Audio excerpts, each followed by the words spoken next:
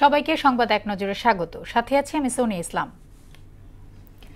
আগামীর বাংলাদেশ হবে ন্যায় বিচার, মানবাধিকার ও বাক স্বাধীনতার, এমন মন্তব্য করে প্রধান উপদেষ্টা ডক্টর মোহাম্মদ ইউনূস বলেছেন, জুলাই অভ্যুত্থানের কোনো কেন্দ্রীয় পরিকল্পনা, নকশাকার ও অর্থায়ন ছিল না।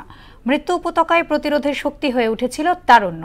রাজধানীর একটি হোটেলে বে অব বেঙ্গল কনভারসেশন অনুষ্ঠানে এসব কথা বলেন তিনি। দেশকে গণতান্ত্রিক ধারায় ফিরিয়ে আনতে শিগগিরই ভোটের অধিকার ফিরিয়ে দেওয়ার আহ্বান জানিয়েছে বিএনপি। নতুন বাংলাদেশ গড়তে ভোটের অধিকারের কোনো বিকল্প নেই বলে জানিয়েছেন বিএনপির স্থায়ী কমিটির সদস্য AZM জাহিদ হোসেন। রাজধানীর ইঞ্জিনিয়ার ইনস্টিটিউটে উদ্বোধনী বক্তব্যে তিনি এসব কথা বলেন। কার্তিক মাসের শুরু থেকে শীতের আমেজ বইতে শুরু করেছে উত্তরের জেলা দিনাজপুরে। জেলায় সর্বনিম্ন তাপমাত্রা রেকর্ড করা হয়েছে 16.8 ডিগ্রি সেলসিয়াস।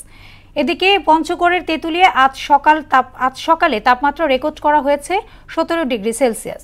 জনজীবনে নেমে এসেছে স্থবিরতা। ইসরায়েলি হামলায় ফিলিস্তিনি গাজা এবং লেবাননে আরও 87 জন নিহত হয়েছে। এর মধ্যে লেবাননে 59 ও গাজা উপত্যকায় 28 জন মারা গেছে। লেবাননের স্বাস্থ্য মন্ত্রণালয় জানায়, ইসরায়েলি হামলায় অক্টোবর থেকে এ পর্যন্ত মারা যাওয়া মানুষের সংখ্যা 3000-এরও বেশি। একই সময়ে গাজায় 43,750 ছাড়িয়েছে প্রাণহানি। ক্রেগ ব্রাফেটকে অধিনায়ক করে বাংলাদেশের বিপক্ষে 2 ম্যাচের টেস্ট সিরিজের জন্য 15 সদস্যের দল ঘোষণা করেছে ওয়েস্ট ইন্ডিজ। চোটের কারণে দলে নেই জেসন হোল্ডার। দলে ফিরেছেন কেভিন সিনক্লিয়ার ও আলজারি জোসেফ। অ্যান্টিগায় আগামী 22 নভেম্বর প্রথম টেস্ট দিয়ে শুরু হবে বাংলাদেশ ওয়েস্ট ইন্ডিজ সিরিজ। এরপর 30 নভেম্বর থেকে জ্যামাইকা দ্বিতীয় টেস্ট।